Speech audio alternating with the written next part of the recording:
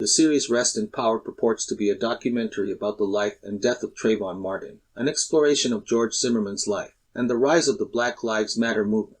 On the 11th anniversary of George's acquittal, I will explore the half-truths and outright lies presented in this so-called documentary. Here is what is undisputed. On the night of February 26, 2012, in Sanford, Florida, George, who was on the way to Target, called the police non-emergency number to report a suspicious person. Within a half hour, he fatally shot that person, Trayvon, a 17-year-old African-American high school student. George, a 28-year-old man of mixed race, was the neighborhood watch coordinator for his gated community where Trayvon was visiting his father, Tracy Martin, at the time of the shooting. George shot Trayvon, who was unarmed, during a physical altercation between the two. George, injured during the encounter, claimed self-defense in the confrontation. After being interviewed at the police station, he was released at night. Unknown to the casual news observer, some key points were established. There was a close eyewitness to the confrontation, John Good, a neighbor who lived right next to where Trayvon's body was found, and was the closest witness to the event. He stated that a Hispanic or white man with a red top was on the bottom, and that a black man with a gray top was on top of him. He also stated that the person on the bottom was getting hit MMA style, and was yelling for help. George was wearing a red top and Trayvon was wearing a gray top. This statement matched George's claim of being mounted and assaulted and that he was screaming for help. Unbeknown to him, this was also corroborated by the 911 calls where his screams could be heard. Corroborating evidence would play a crucial role in this case as there were some challenges in the testimonial evidence. Contrary to popular belief, memory is not a recording and can be affected by exterior influences. Imperfect recall is a challenge with all witnesses, but even more so for people who go through traumatic events, receive head impacts, have ADHD, or who suffer from PTSD, all of which George had or experienced. Some timeline inconsistencies in George's statements of events were used by media speculators to claim he was lying, with little understanding as to how memory recall is imperfect in normal circumstances, but could be affected other circumstances such as by his ADHD, the trauma of getting attacked, the trauma of killing someone, the head injuries he received, and the PTSD he would experience from the event. For this reason, consistency in his statements on the major points and the corroborating evidence validating those claims mattered, even with minor inconsistencies due to imperfect recall. Some of the evidence that indicated the possibility of concussion. When the EMT, Stacy Livingston, did a quick check on George, she stated that she only found minor bleeding in the back of the head, but she also stated that she found paresthesia in his limbs, which is one of the possible symptoms of concussion. In the very first police interview of George carried out that night by investigator Doris Singleton, who was looking at George directly and not through a photograph months later, noted that George had a bump on his head that was abnormal, swollen, a contusion of some sort. This fact is important, as many commentators over the years have claimed that George only received minor injuries based on photographs that are two-dimensional. The photographs could only indicate that impact had occurred, not the level of damage. This is important because a concussion does not always occur with visible injuries. Symptoms may take days to show, and damage may exist even if there are no visible marks or symptoms. In George's case, we actually have corroborating evidence that impact to the head actually occurred. Let's look at what the officers on the scene reported. Officer Tim Smith said that George was wet and had grass on the back of his jacket and pants, sounded confused, and had blood in his face and the back of his head. He stated that George said he had a headache and that he felt lightheaded, more symptoms of possible concussion. He also blurted out twice, in his confused state, that he was yelling and no one came out to help him. Officer Jonathan Meade reported that when he arrived on the scene, he noticed George had a broken and bloody face and swelling to the face, more evidence of impact to the head. But why didn't he go to the hospital? That was also made clear in his interview with Officer Singleton.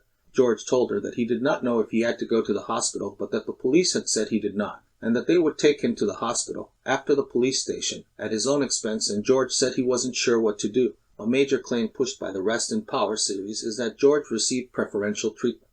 Much is made from the fact that George left that night, and that he was not charged with a crime. This is a profound misunderstanding of how the arrest process works. To make an arrest, you need probable cause that a crime has been committed. Once the arrest is made, the right to a speedy trial is invoked such that prosecutors have a limited time to collect all evidence. For this reason, prosecutors will not make an arrest until they feel that, more likely than not, the evidence will be there to support the charges. In George's case, John Good had corroborated George's account of being the one defending himself, making it impossible to arrest without further evidence to counter that corroborated claim of self-defense. The next day, a voice stress test for truth verification was conducted while George was questioned. Under voice stress analysis, George stated that he did not confront Trayvon, and that he was in fear for his life when he shot him. George also stated in that interview, when Officer Dorval, the neighborhood watch coordinator, walked in and started to talk to him, that he did not request medical attention because the officer stated that he would have to pay for it, and that he was afraid his insurance would not cover it. He would have had to pay a $5,000 copay, and then only 50% of what was left would be covered. This, again, explains why he chose not to go to the hospital. Rest in Power then ponders why no race question was included in the boy stress questions. But at the time no probable cause existed for racism to be asked about. Race would only come into question the next day when George's estranged cousin, Christina Meza, made an anonymous call claiming that George was racist. This is important because she was ultimately interviewed days later, and could not give any instances or evidence of George's racism. Interestingly, her only accusation of racism was towards Gladys, George's mom, claiming she only liked black people that acted white. Let us go back in time and explore the legitimacy of this claim. Let's go back to 1951 when Gladys, George's mother, is born in Callao, Peru, in an impoverished barrio neighborhood that would make the slums of the U.S. look like wealthy neighborhoods. She is born to Jorge Meza and Cristina Tamayo, both mestizos of native and African descent, black or Afro-Peruvians. She has an older brother, Miguel. 2 years later, her younger brother, Jorge Jr., is born. They were all taught a very strong work ethic.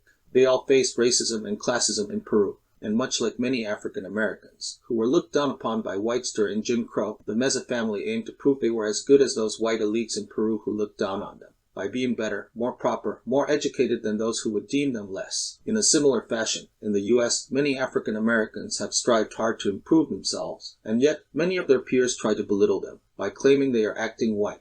Interestingly, you see a similar phenomenon in poor whites, where belittling those who try to get an education, act proper, and improve themselves is common. For more information on this, I recommend you read John McWhorter's review of Hillbilly Elegy by J.D. Vance. At some point in time, Miguel and Jorge migrate to the U.S. Jorge joins the U.S. Army, airborne. There, he befriends his brother-at-arms, Robert Zimmerman, who would become George's father. Robert joined the U.S. Army, was assigned to an airborne division in 1971, and would have a tour of duty in Vietnam and 2 tours of duty in Korea. By 1974, Robert is assigned to Fort Myer, Virginia with Jorge. The next year, Jorge introduces Robert to his sister, Gladys, who is visiting from Peru, and they fall in love and get married. She, who came from a poor Afro-Peruvian family, would start working in the Catholic community outreach programs with the poor in Virginia, predominantly African American. 3 years later, Christina, Jorge and Gladys's mother, retires as a nurse from Peru and moves to live with Robert and Gladys. She would then work as a caretaker for 2 African American girls who would spend a lot of their day and eat their lunches at the Zimmerman house. George is raised by both these strong and dedicated Afro-Peruvian women. These are the sources of his identity. Afro-Peruvian. Growing up, one of his best friends was Michael Lansdowne, an African American. Michael stated that George was in his house all the time and was considered family. Later interviews would reveal that all his friends growing up were either African American or Hispanic. Even the African American girl he took to the prom. Needless to say, George was not raised white nor around a ton of white folk. George's mom was as black as Barack Obama was, half black, and George was as white as Obama was, half white. George's mother was a strict, proper disciplinarian and did not approve of uncouth behavior, as later interviews would reveal that George received many a spanking as a child from her. Discipline common in Latin America, and in many heavily Christian African-American homes. To say that Gladys was racist, using an accusation lobbed at many Afro-descent people, including African-Americans, and other minorities who value education, is foolish. If you may recall, Michelle Obama was accused of acting white as well. Among many educated Afro-diasporic populations, education and proper behavior is valued and crass behavior is not. Read Our Kind of People by Lawrence Otis Graham for more information on education valued in the professional African American classes.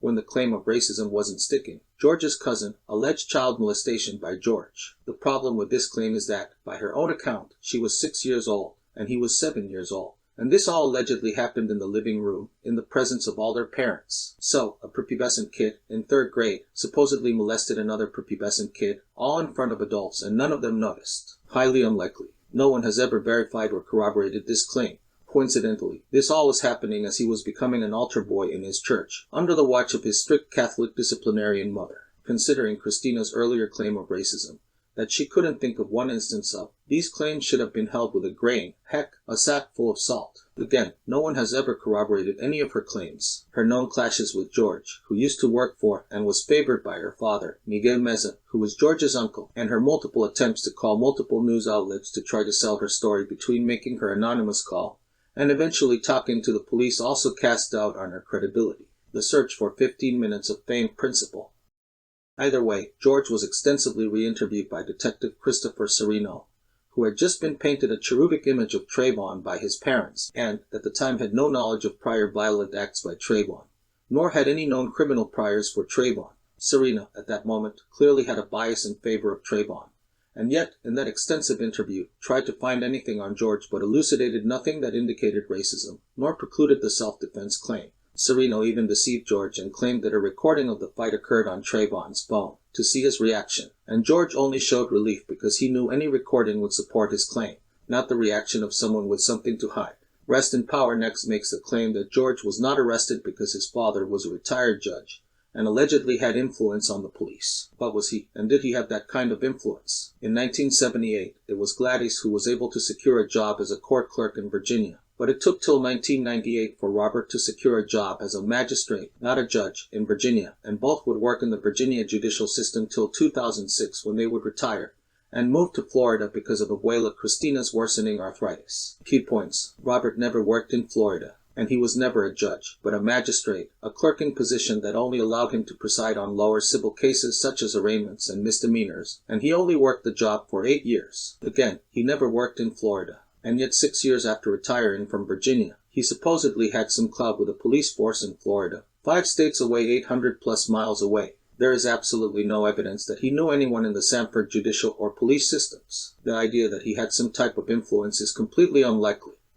Rest in Power then shows a clip of George in the police department with an unknown female police officer that, out of context, seems to show undue familiarity with her, to the point that he has given a recommendation for her to the chief of police, Bill Lee. What the series doesn't mention is that the female officer is Officer Dorable, the neighborhood watch coordinator, which explained completely his familiarity with her, and that the recommendation he gave was via email to Chief Lee for her work setting up the neighborhood watch. Now, let's explore the racist neighborhood watch claim.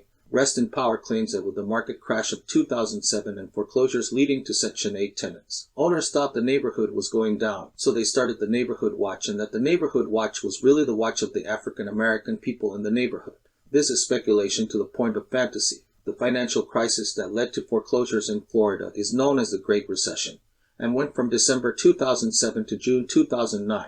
Foreclosures were already a major aspect of the retreat when George moved into the retreat in July of 2009. He rented a townhouse that was being foreclosed on. By the time George moved in, the retreat was roughly 50% white, 30% African American, and 20% Hispanic, like Sanford itself. Nor was the neighborhood watch created to address African American people. It would not be until September of 2011, 3 years after Section 8 placed any people in the retreat, that the neighborhood watch would even be considered, after a rash of burglaries that had affected many of the neighbors, including the 30% that were African Americans. In June of 2011, a rash of robberies hit the retreat. Over the year, more than 400 calls to the police would be made about suspicious people. Only 3 of those suspicious person calls would be made by George. Let us look at George's calls for 2011. In March, he would call about a loose pit bull. In fact, the year before, George had made over 5 prior calls about loose pit bulls, fearing for his family's and pets' safety, and, on advice of Mark Osterman, a police officer friend, that told him that pepper spray would not stop a charging pit bull, was the reason why he got a gun. In July, George has his first experience with the burglaries at the retreat when his wife, Shelley's bicycle, was stolen from his front porch. In May, he called about a motion alarm in his house. Then, on August 3, 2011, a home invasion occurred at the retreat where a mother, Olivia Bertolon, and her child had to hide in their closet, as 2 African American males broke into their house while she and her baby were still inside, when the perpetrators fled after burglarizing the home. They ran past George's house where Shelley Zimmerman, George's wife, saw them. Later that night, Shelley would recognize one of them again and tell George. This is George's first ever call about an African American male related to any possible crime.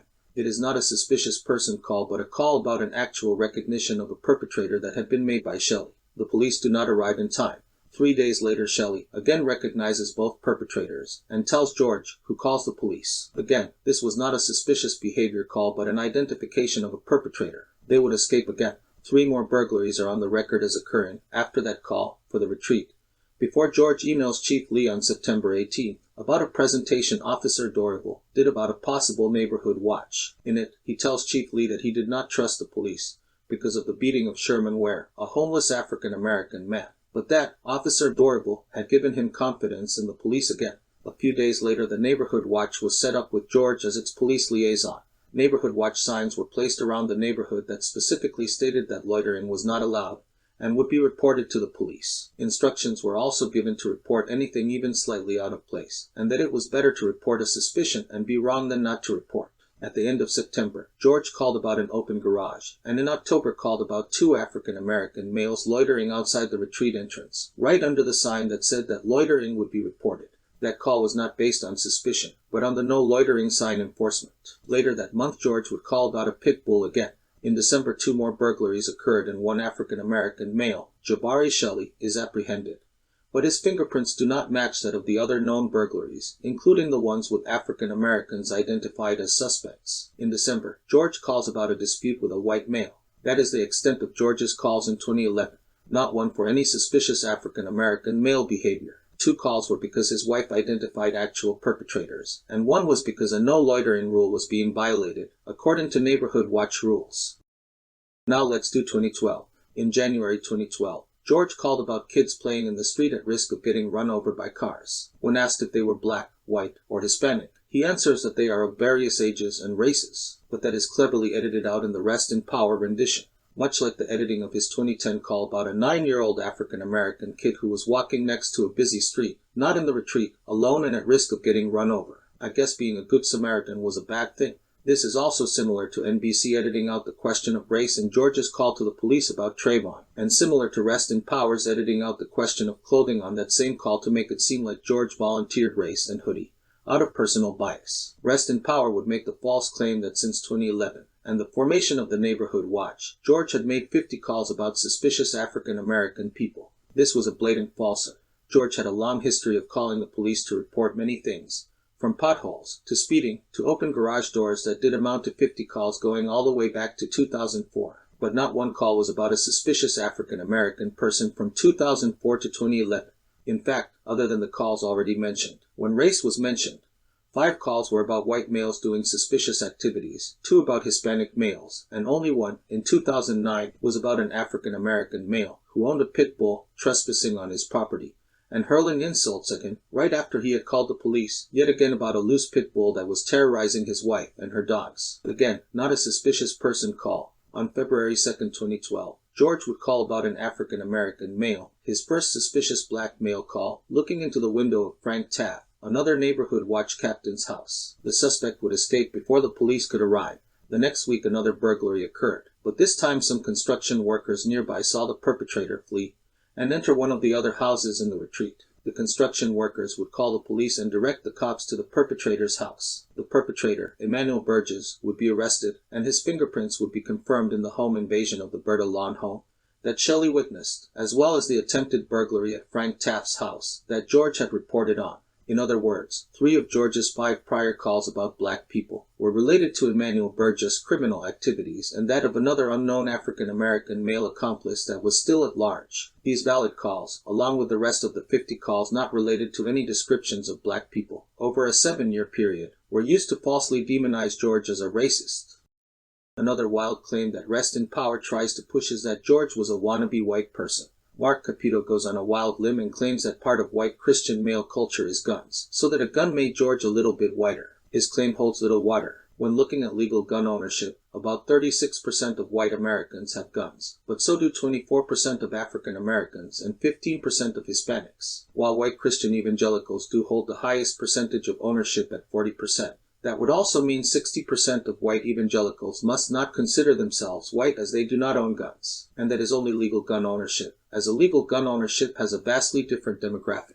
While there is no survey for illegal guns, illegal gun uses and confiscations show much higher rates of use in African American and Latino communities than white. Therefore, to claim that owning a gun is somehow Christian or white is fallacious. Next, we have Wes Robinson, of mixed African-American heritage, a former friend of George's, who was recruited and paid by the producers of Rest in Power to make these gems of claims. Wes Robinson claimed George went from having minority friends to being with Shelley all the time. He then claims that is when they went their separate ways. Wes even looks at the camera and states, "You live in this utopia of white privilege, and as soon as it gets extended to another culture, is it really white privilege anymore? White family, white perception, white privilege, the people he chose to have in his life. I would be ignorant to say he did not change. I do not know what happened. But he should have remembered who the hell he was." While this prepared speech was entertaining, there were major inconsistencies to his claim. Wes also stated that George had met Mark Osterman, the DHS police officer, and he called him his token white friend. Osterman has also confirmed this. A token is an exception, not the rule. Other witnesses repeatedly pointed out that most of George's friends were black and Latino. Black Lives Matter supporters always point out that having a token black friend doesn't prove you are not a racist. By that same logic, neither does a token white friend prove that you are a racist. In fact, most of George's friends in Florida, as in Virginia, were not white. This was not only confirmed by Wes in his police interview on May 31, 2012, but also by George's ex-fiancée, Veronica Suazo, who said George had a ton of black friends. Not a token friend, not a few, but most. He even opened an insurance business with an African-American friend. When that failed, he worked cleaning cars with other African-American friends. African-American friends came to his house constantly. Again, not a token African-American friend. Most of his friends. He also mentored 2 African-American kids whose father was serving life in prison, doing his brother's keeper even before Obama suggested it years later. The claim that the retreat was a white utopia fails in view of the demographics of the retreat, that were similar to Sanford in general. When George moved in, and neither George nor his wife Shelley only had white friends. Ironically, it was Wes, in 2005, who was introducing George to white women, beginning with his high school friend, Samantha Scheibe. The claim by Wes that George was white because he married a white woman. False flat, considering whom Wes himself was introducing from his own life. The Rest in Power producers then paid George's ex-mother-in-law to use pictures of George's family gatherings with Shelley's family to claim that George hung out predominantly with white people. It is ironic that Wes would claim that he left George because of his white wife, Shelley, as Wes was, again, seen with George in September of 2013, when George had an incident with his soon-to-be ex-wife, along with his very white-looking friend, Samantha Scheibe. In fact, it may have been George later dating Samantha and exposing her attempts at 15 minutes of fame that may have soured their relationship. If George was becoming white because of a white wife, then Wes Robinson was white as well, and by that logic, Kamala Harris and many other African Americans with white spouses are white as well. Let's be clear, evidentially, the claim that George identified as white, or that he was racist at the time of the encounter with Trayvon holds no water. The FBI interviewed scores of people before the trial and found no evidence of racial bias. The Justice Department later conducted a 3-year investigation on George and closed their case when they found no evidence of racial bias. But they did find that George was part Afro-Peruvian, was raised in a predominantly African-American and Latino community, that plenty of his friends were African-American, not just token friends, but many, that he mentored 2 African-American kids, and that he lambasted the Stamford Police Department for their lack of accountability in the beating of a homeless African-American man, Sherman Ware. The evidence completely exonerated George of any claim of racism. Rest in Power next tries to claim that George had violent anger issues. For that, they bring in George's alleged friend, Hassam, also known as Sam Al-Ghazay, a Syrian Muslim, which kind of defies the claim that George and Shelley Zimmerman only surrounded themselves with white people. Sam claims correctly that George and his wife were having heated arguments at the time, but the arguments were not about the neighborhood watch, but about their finances. Sam also never mentioned that in all the arguments that Shelley had with her husband, the most George would do is raise his voice and that he would never get physical, as stated by Shelley herself. Furthermore, investigators found that the biggest issues stressing the marriage were debt and credit and had nothing to do with the neighborhood watch. As pointed earlier, it was Shelley who had George make the first 2 calls that were edited and used by Rest in Power out of context, and George only made 3 other calls for the neighborhood watch, all proven valid. Sam speaking as a former friend at all is also ironic, considering one of the accusations leveled against George by the documentary was that he had a racist incident against an Arab co-worker. The allegation never passed muster when investigated by the employer, and now here we come to find out that he and his wife had a Syrian Arabic friend. So, the one claimed evidence of racism they could dig up was of George being allegedly racist against an Arab, while having Arab friends, and not one lick of evidence of racism against anyone black. Back to Sam. George's frustrations that week that Sam speaks about are understandable. Not only were there burglaries going on, but their finances were in trouble. Both his father and grandmother were admitted into the hospital the second week of February, and due to the stress of it all, his grades were failing. Any person would be highly stressed out.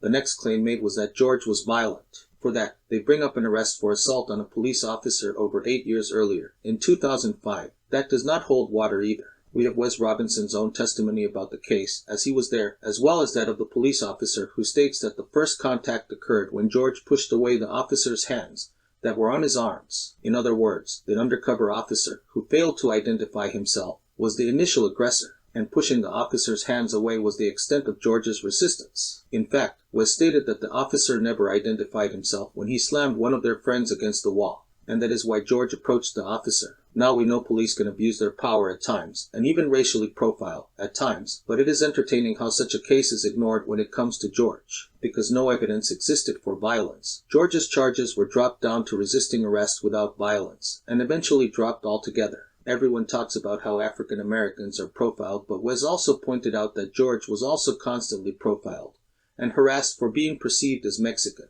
So, George was only reacting to the officer's use of force. But because it was George, Rest in Power tries to use this police encounter as some type of proof of violent character. Even more damning, when Wes was interviewed during the Trayvon Martin shooting investigation, he stated that he had never seen George engage in any fight, or ever be violent at all. Another claim leveled at George was that, in 2005, months after the police incident, he hit his ex-fiancée, Veronica Suazo. There are a few problems with this claim. 1. Veronica herself states, in her request for a restraining order, that George only pushes her out of the way when he is trying to leave her home with what she claims is her phone, and she blocks him from exiting. She never claims that he hit her. She also alleges that her small dog jumped and bit him in the face when they were arguing. George's counter-filing claims that he was trying to leave with his own phone, that he loved her, and that she blocked his way and raked his face with her fingernails, and only then did he move her aside and leave. George had photographic proof of 4 parallel rake marks on his face that were clearly made by fingernails and were impossible to be made by a dog bite. No criminal charges were ever filed against either side, and both restraining orders were granted. To add more proof to the pudding, Veronica gave testimony in 2013 that George wasn't violent, that a lot of his friends were African American, and even was seen out and about with George after his acquittal, which may have led to clashes with Shelley and their subsequent divorce, not because of any alleged violence. Not a good indication that Veronica, nor Shelley, saw George as violent. The next claim brought up by Rest in Power was that George was a wannabe cop. For this, Rest in Power brings in ousted Chief Brian Tooley, infamous for the covering up of the Sherman Ware beating, who claims George was denied an application to be a Stamford police officer because he had a prior for resisting arrest. Of interest is that there is no record of George ever applying to be a Stamford police officer, and, as we know, the resisting arrest charge was dropped. We also know that George did apply and was approved in December of 2008 to attend the Stamford Citizens Law Enforcement Academy, which he would attend in January of 2009. George would eventually apply to be a police officer, but in Virginia, in July of 2009, but would be turned down because of his bad credit from his failed insurance company, not for any criminal history. In 2010, George was even approved to do ride-alongs with the Stamford Police, with Chief Tooley's own signature of approval on it. But his experience with the police officers in his drive-alongs, and due to the beating of Ware, left him disillusioned with policing, and he would change his interest to becoming an attorney. This is confirmed by Professor Scott Pleasance under oath, where he testifies that in June of 2011, George was pursuing a career as an attorney. His neighborhood watch volunteering had nothing to do with him wanting to be a police officer. Officer Dorable even said she tried to recruit George to do a citizens patrol program, which would have even included a patrol car, but that George was not interested in participating. Clearly, he no longer had any desire to be a policeman. But why would Chief Tooley make such a false claim? Well, for that we must visit the 2 years before. See, 2 years before, in early December of 2010, Sherman Ware, a homeless African-American man, was beaten up by the son of a Stamford police officer, and that man had not been arrested the entire month of December, and Chief Tooley was widely blamed for it. In January of 2011, George wrote a letter protesting police behavior, and specifically Chief Tooley, and would attend a town hall where he clearly stated that Chief Tooley was responsible. When the assailant was finally arrested, Chief Tooley was also ousted as chief as well. To say bad blood already existed between Tooley and George is an understatement.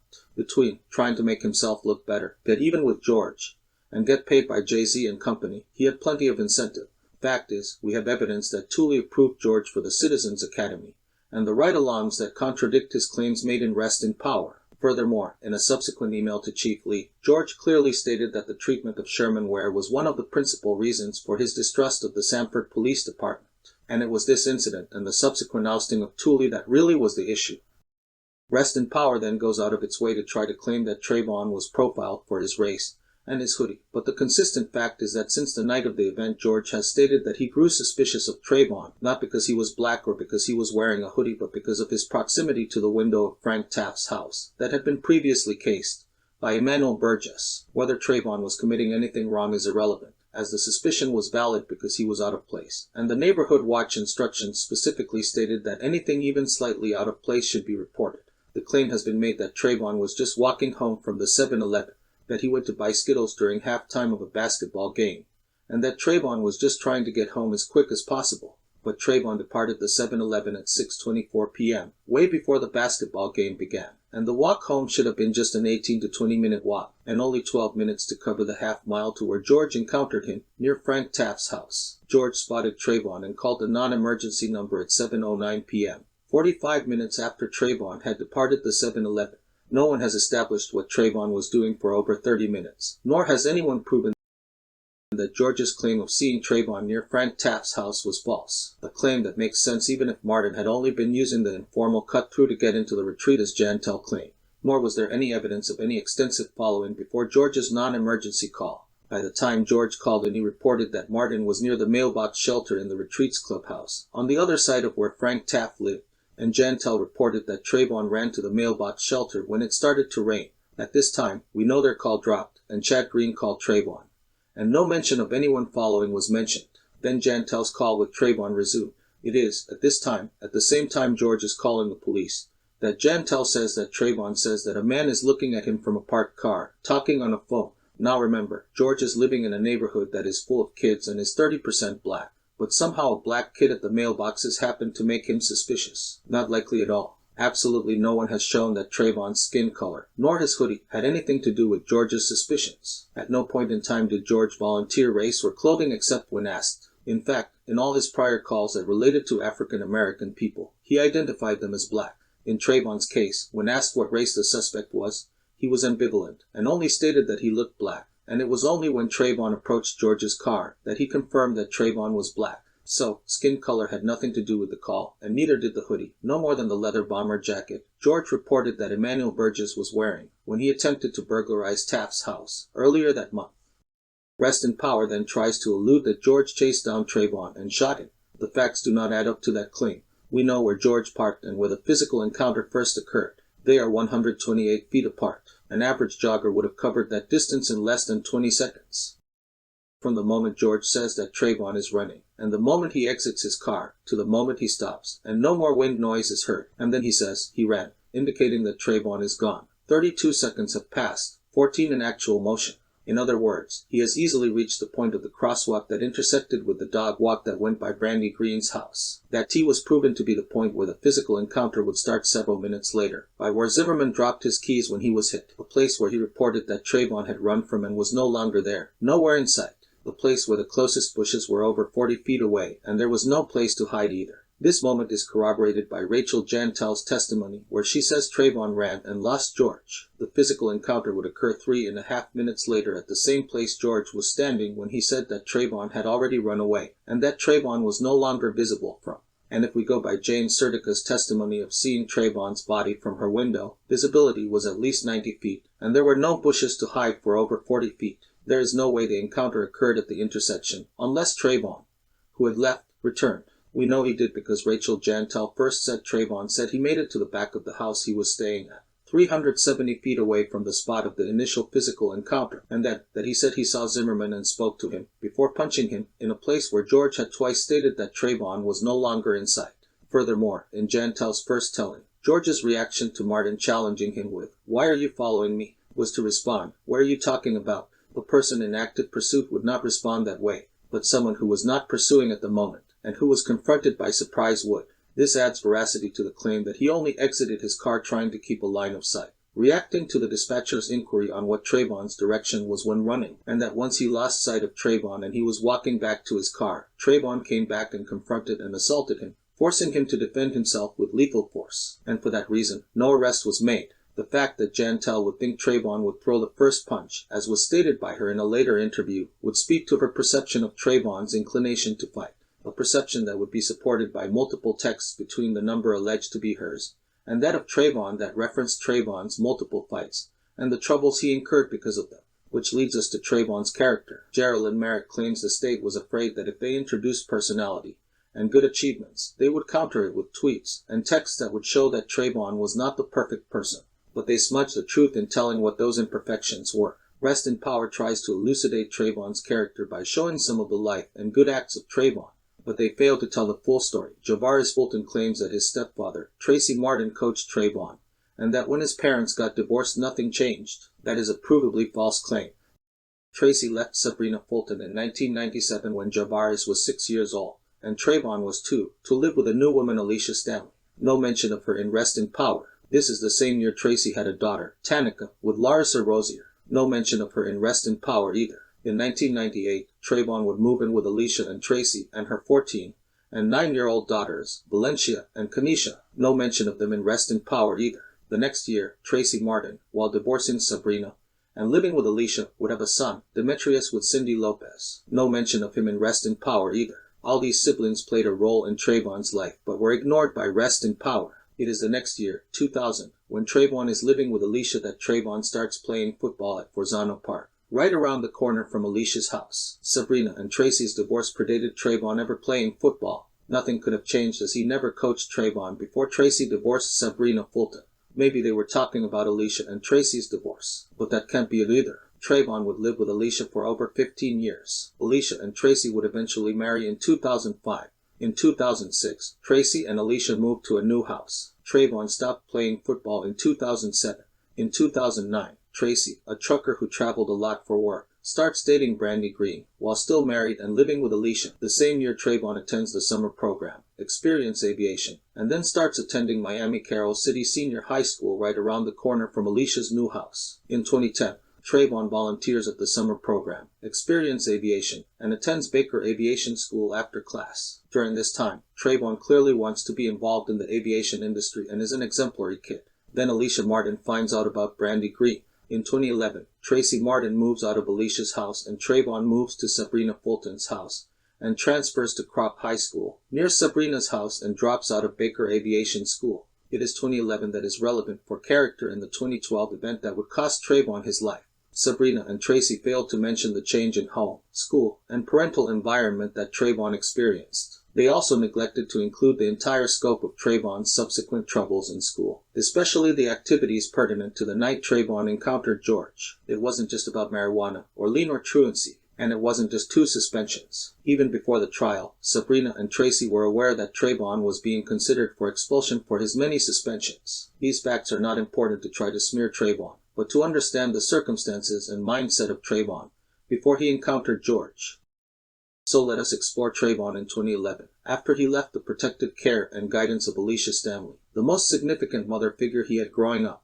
First, let us look at drug use, as Rest in Power brings it up. In Rest in Power, Michelle, a BLM supporter, brings up a video that he says claims Trayvon was doing lean, and that the Skittles and watermelon drinks bought that night were bought for that purpose. He says this is an attempt at smearing Trayvon, as these are not the ingredients of lean, but enough evidence exists as far back as 2003 where various African American online forums specifically refer to using Skittles and various fruit juices along with over-the-counter drugs to make lean. So, the claim that it is not possible that he was buying ingredients to make lean on February 26th is invalid.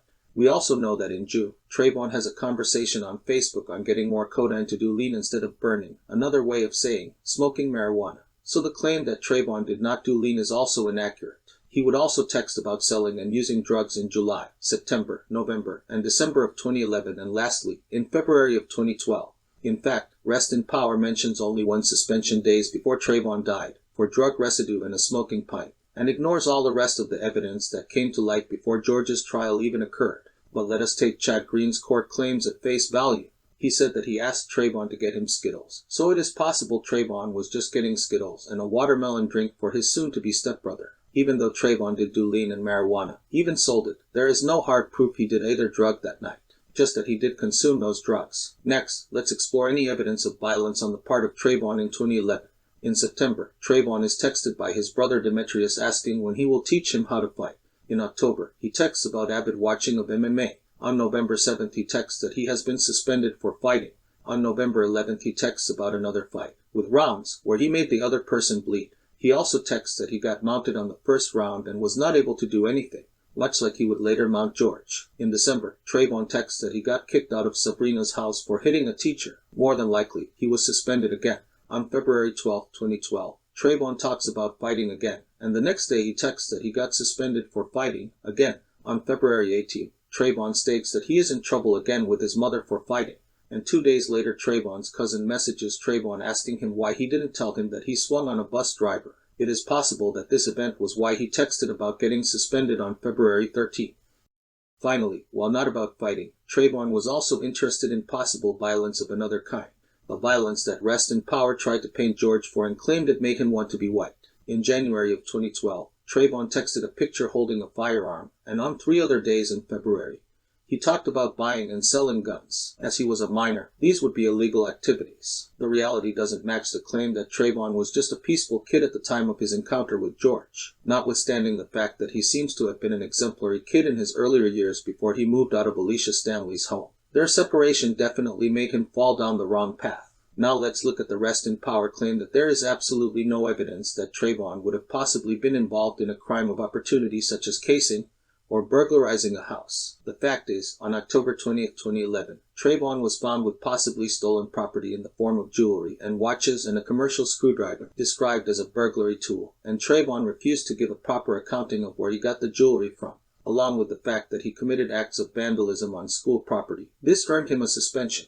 The police were not able to determine where the jewelry had been taken from, but Trayvon could not provide any proof that the jewelry belonged to him either. So, we have Trayvon involved with possibly stolen goods. We also have Trayvon's unaccounted for time, as mentioned before, over 30 minutes. Along with Trayvon's unaccounted time, Trayvon had a reported familiarity with the neighborhood, as shown by neighborhood kids that had stated that he had been there on prior occasions, and had played football with them on various occasions. And we have an improvised Slim Jim that would be found near the scene of the shooting a few days later. It would not be completely out of the realm of possibility to suspect that, indeed, Trayvon might have been looking for a crime of opportunity. Again, plausible, not proof.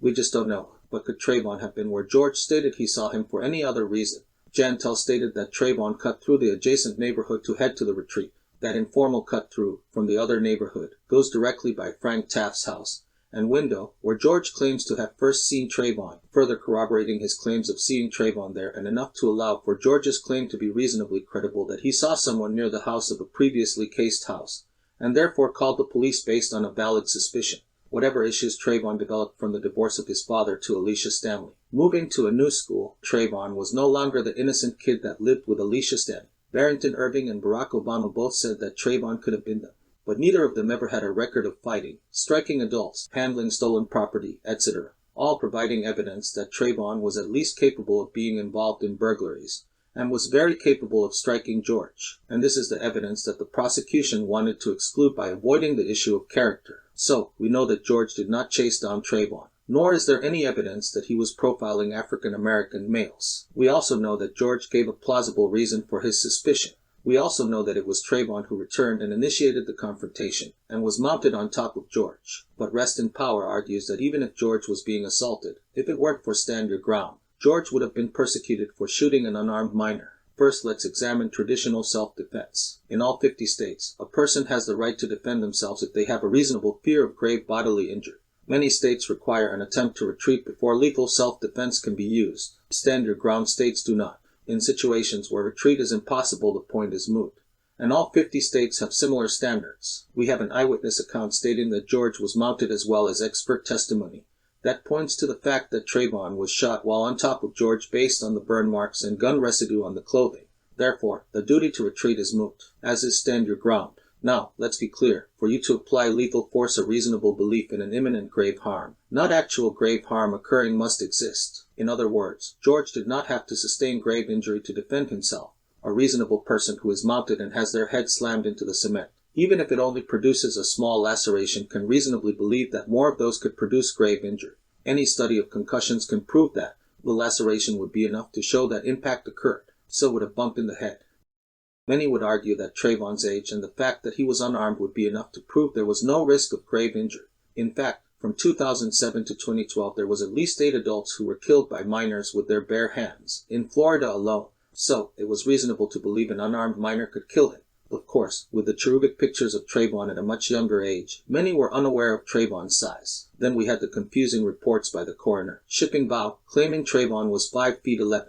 Never mind that he was fired for incompetence after the trial, and stated during the trial that he absolutely remembered nothing of doing the autopsy. We had both Trayvon's family stating that their son was 6 feet 3 in early interviews, and a vector analysis of the 7-11 video calculating him at 6 feet 2, close enough to confirm those early claims and discrediting Bao's claims which were non-replicable. George is around 5 feet 7.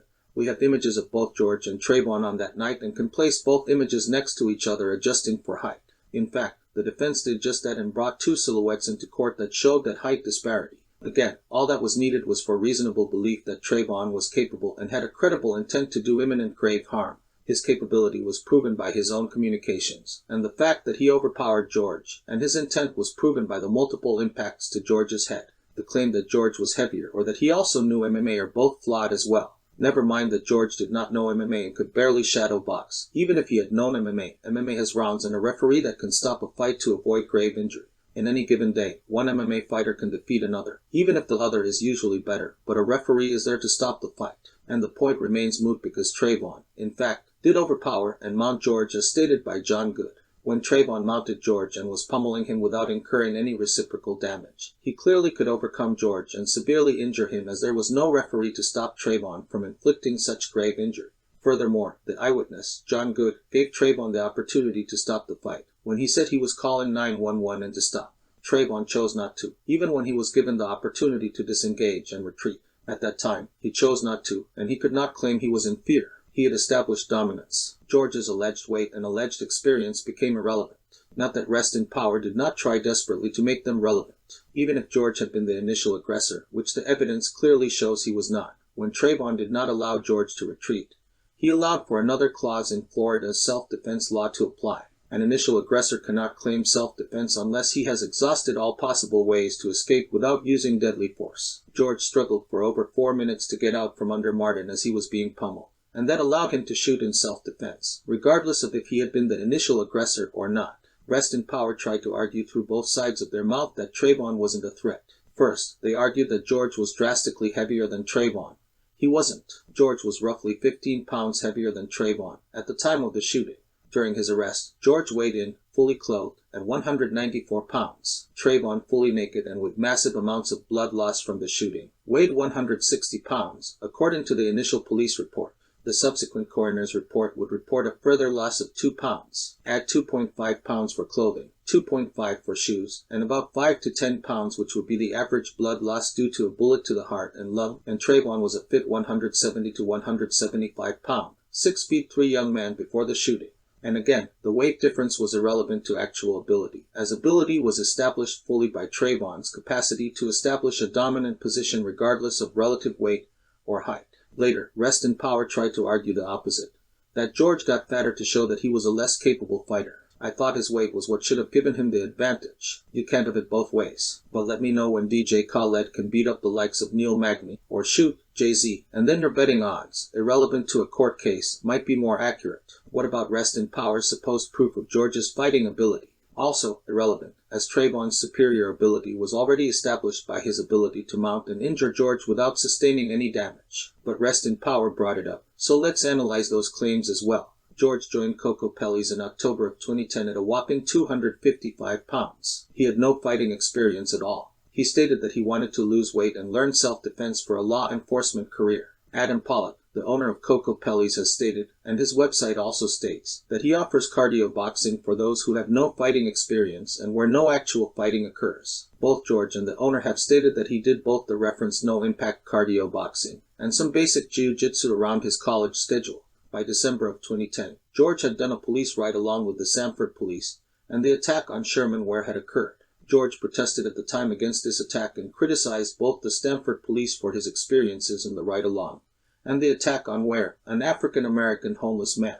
He clearly stated that he no longer wanted a career as a police officer and instead wanted to be an attorney. This was also confirmed by George's Professor Pleasance. While George continued to train to lose weight, the desire for any type of law enforcement training no longer was there. As the owner of Coco Pelli stated, George never learned to properly throw a punch beyond the punching bag. More importantly, he never learned to take a punch, and the closest thing to a fight he learned about was basic jiu-jitsu, which does not allow punches and is done on a mat. But, as George stated, it might have saved his life, because, while Trayvon was also very aware of MMA techniques and top control, George was able to shimmy enough to get off the cement sidewalk where his head was being slammed.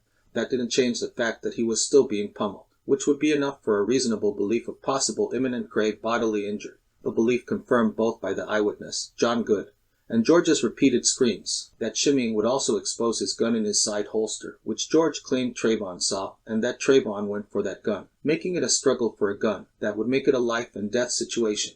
No one has proven George's claim false. Even the claim that Trayvon's DNA was not on the gun was countered by the forensic analyst's testimony where mishandling of the evidence, and the fact that rain can corrupt the DNA evidence was addressed as well. It was raining that day. Rest in Power makes much ado that Tracy Martin and Sabrina Fulton claimed that it was Trayvon that was the one screaming. But the evidence is against them. On February 26, John Good, the eyewitness, stated that it was George, the Hispanic with a red top, that was screaming. On February 28, Officer Sereno said that Tracy Martin stated that the screams were not his son's. This was corroborated by his fellow officer that was also in the room. On March 3rd, a second eyewitness, a 13-year-old African-American kid, testified that he saw a man with a red top laying on the ground screaming. That would be George again. On March 15th, the tapes are released and Sabrina Fulton, who has been forewarned by Tracy, hears the screams and claims it is her son. Now Tracy is claiming it is their son as well. On March 26th, Austin Brown, the now identified 13-year-old, states that he saw the man with the red top on the bottom screaming and moaning. That would be George again. On March 31st, Javaris Fulton would state that he wasn't sure who was screaming. Rest in Power points out that on the same day, Javaris couldn't recognize the voice of the screamer. Yet, the Tampa Sentinel, using George's voice from the walkthrough reenactment where he is calm and the recorded screams, contacted an alleged audio expert, Thomas Owens, who claimed George was not screaming by running a comparison of both voices, screams against George's talking, using his own software that he was trying to market and which had not been peer-reviewed even to work.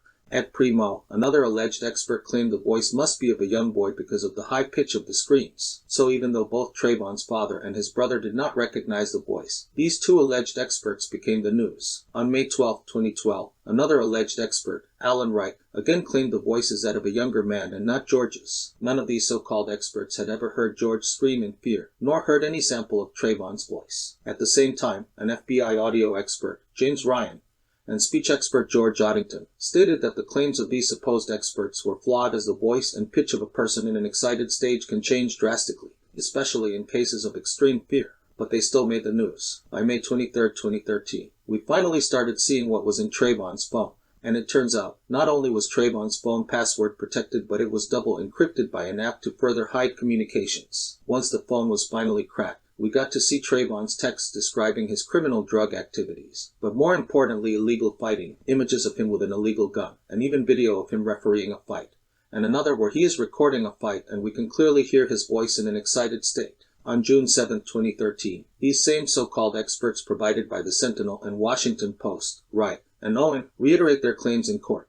But people forget that the very same day, ABC had an audio forensic expert, Ken Gibson, test the screams, not only against George's reenactment screams but to the newly found Trayvon's excited utterances as well. The forensic expert's conclusion was that the screams were more like George's voice than Trayvon's, and that more than likely it was George screaming, a conclusion that was completely predictable as eyewitnesses had already said that it was George screaming, and these tests were unnecessary.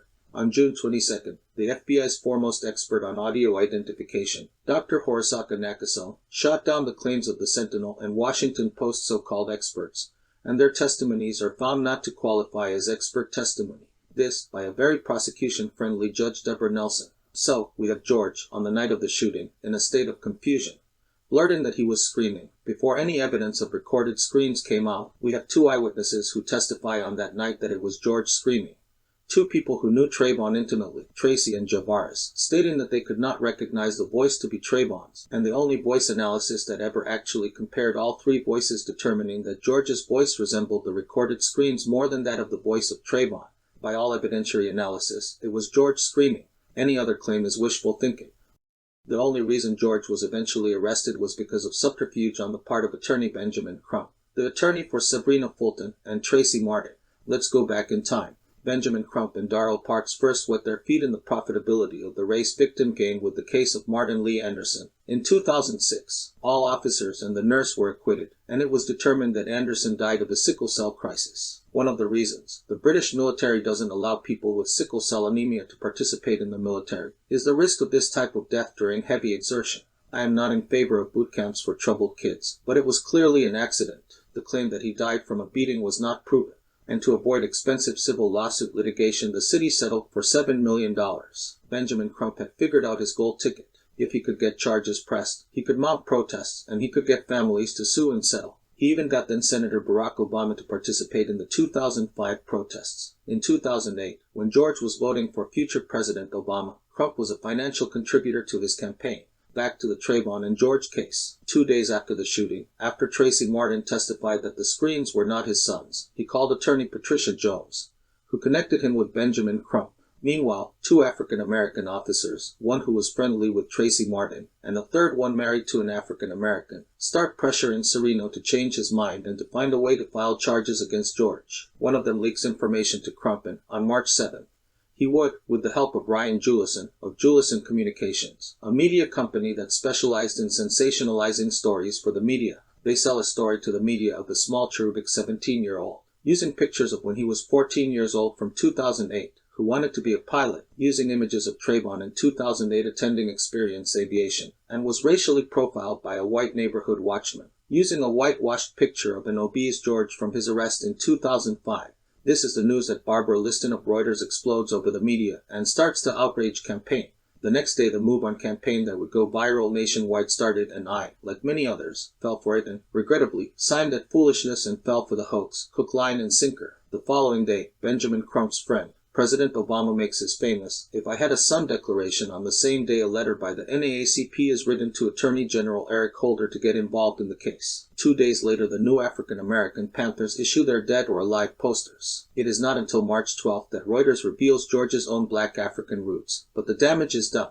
The pressure is on by the African-American police officers on Serino, and he caves and writes a capias for George's arrest, claiming he failed to identify himself. Never mind that there was no reason to identify himself, as there was no evidence George confronted Trayvon to identify himself in the first place. Then Crump starts his filing of a civil lawsuit against the Retreats Homeowners Association. The golden ticket strategy was in full effect. On June 26, Detective Serino, tired of the pressure to make a false arrest, quit his detective job and went back to being patrolman. It would take till July 12th of 2012 for Serino to admit that the only reason why he wrote the capias was because he was pressured by the 3 police officers to do it. In Rest in Power, they tried to make it sound like Serino gave up on life because he failed to convict George. It was the exact opposite. Serino was despondent because he knew he helped charge an innocent man and permanently vilify him in the court of public opinion. By May 5th of 2013, the Homeowners Association settles and pays over $2 million to Trayvon's family. They folded early, as it is on May 23rd, 18 days later, that all the evidence of Trayvon's fighting and involvement with a possible burglary would finally come out. Benjamin Crump, who has never actually won any of these big-name cases in court, still got paid big because of the settlements. Crump and company further cement this racial victimism ideology claim by claiming that if the racial roles were reversed, and George had been black and Trayvon white, he would be convicted. This was patently false and could be proven with 2 cases: the acquittal of African-American Roderick Scott for killing white 17-year-old Christopher Servini from 20 feet away, claiming the smaller Servini put him in fear. That was in the New York traditional self-defense state. We can also use the case of African-American Darian Carey, who shot 17-year-old Hispanic Marco Santiago, right in Florida. In both cases, the shooter was acquitted even though they shot from a distance, not even with any actual assault or any contact whatsoever occurring before the shooting. Rest in Power's next claim was that the jury was all white, and it also doesn't hold water, nor does it matter, as neither Trayvon nor George were white. Furthermore, one of the jury members was an Afro-Puerto Rican, as in black Puerto Rican, not white. Rest in Power then tries to make the claim that the prosecutors didn't want to talk about race. It was not that they didn't want to talk about it. It is that they couldn't, as no evidence of racism was found. All they could make was a trumped-up claim of profiling based on animosity because of prior burglaries. That didn't hold water in court, as they had no evidence of that either. Crump even made the claim that they somehow blocked him from testifying as they did not want him on the stand. This is a bogus claim, as Crump specifically filed a motion in court to protect himself from testifying. As there were several questions on his handling of the evidence of Eugene Diamond later claimed to be Rachel Jantel, a witness who didn't even surface until 22 days after the shooting, already coached by Crump. A later investigation by Joel Gilbert would point out that Trayvon, actually, had a girlfriend, Brittany Eugene Diamond, who was not Rachel Jantel. Rest in Power's next tactic is to try to demonize George for things that happened after the fact. Let's analyze those claims. Since March 16, 2012, George and his family started to get death threats, not only to kill George, but to cut his sister's throat, kill his mother and grandmother, and even his 5-year-old nephew. But their civil rights didn't matter. On March 30, 2012, Rosenbar tweeted George's parents' address. In December, Spike Lee retweets a wrong address he thinks is George's, putting another family in danger. George and his wife went in hiding to a trailer deep in the woods, in fear every day that they would be found.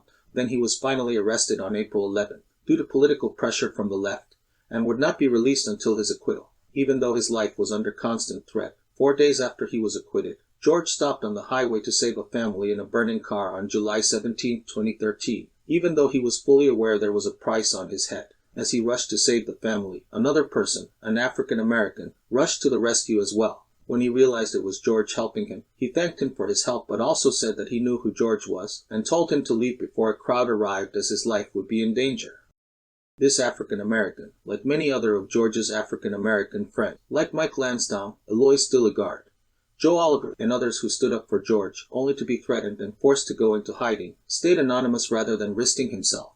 The mob didn't want to hear the truth. George still visited the 2 African American kids he mentored even up to December of 2013. But as the rage mob kept on trying to find him, vilifying him on the news constantly, George had to remain in hiding, jobless, in debt, without a doctor, because he couldn't risk giving his address out on any public record.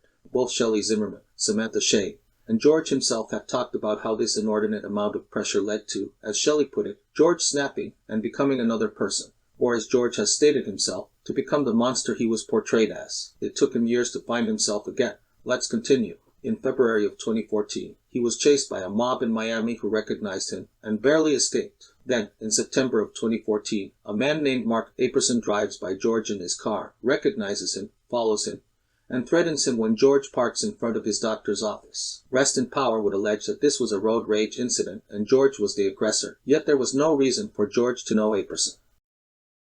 Know George from the media, and it was shown in court later, was obsessed with George, and who could easily recognize him, had a motive: hate. On February 15, 2015, the Department of Justice, under Attorney General Holder, finally and grudgingly end their investigation of him as they could find no evidence to charge him with any racist hate crimes. Yet the rage mob was still looking. Later, in May 2015, Aperson attempts to assassinate George by shooting at his car, and then would claim self-defense. Aperson was proven guilty in court, as George had his window rolled up and his windows were tinted.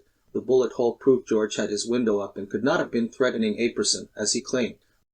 After 4 long years of constant hiding, being demonized, not being able to have any semblance of a normal life, and forced to seek safe grounds among the Second Amendment gun enthusiasts, George either starts believing the Kool-Aid they are selling, or just embraces being the villain.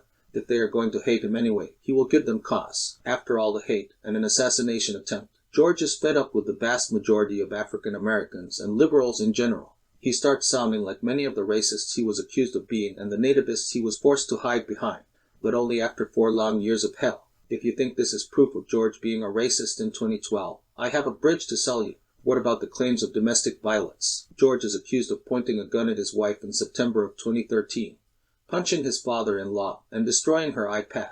But those claims do not hold up to scrutiny. Rest in Power's very own Wes Robinson would testify that no gun was present, and this was corroborated by 5 other witnesses. Even Shelley admitted she never actually saw a gun. Meanwhile, Wes admitted it was he who hit Shelley's father in the nose with his forearm after he charged at George, and Wes tried separating them. So no violence from George there. As for the iPad, we did say George's PTSD had him destroying objects. For hitting him with the iPad on his head might not have helped. What about Samantha Shea? After George divorced Shelley, Samantha, Wes Robinson's friend, started dating George. On October 28, 2013, around a month before George allegedly threatened her with a shotgun, Samantha and her mother started shopping around major networks to sell them a news story. They claimed George was suicidal, self-medicating, and had put a gun in his mouth. Then when George started to notice something off about Samantha, he decided to leave her, and that is when she claimed to be pregnant. So, George stayed a while longer. Finally, not being able to take her strange behavior, a behavior we now know was possibly of her trying to set him up for some type of news story, he decides to leave her again. When he is about to leave, an argument happens and George doesn't hit her, but pushes her out and locks her out of the house. Someone, possibly George, possibly Samantha, smashed the glass of a table. Samantha and George called the police. Then Samantha claims George allegedly pointed a gun at her, a claim she later retracted.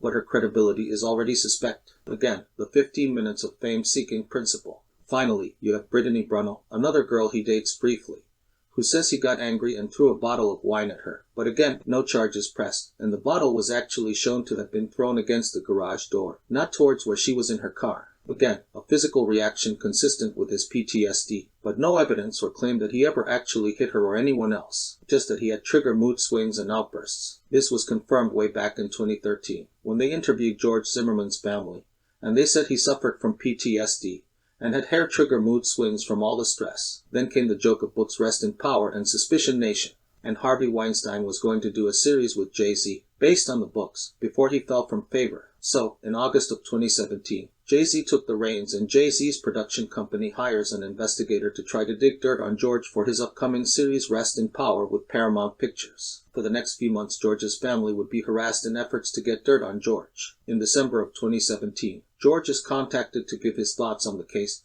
but is advised not to because it would be a hatchet job, as it indeed turned out to be. After repeated harassment by the investigator, George decides to fight back and starts to telephonically harass the investigator by calling, texting, and messaging him over 50 times. He learned to do this from all the harassment he himself received over the years. No evidence that George does anything other than voicemail and text harassment.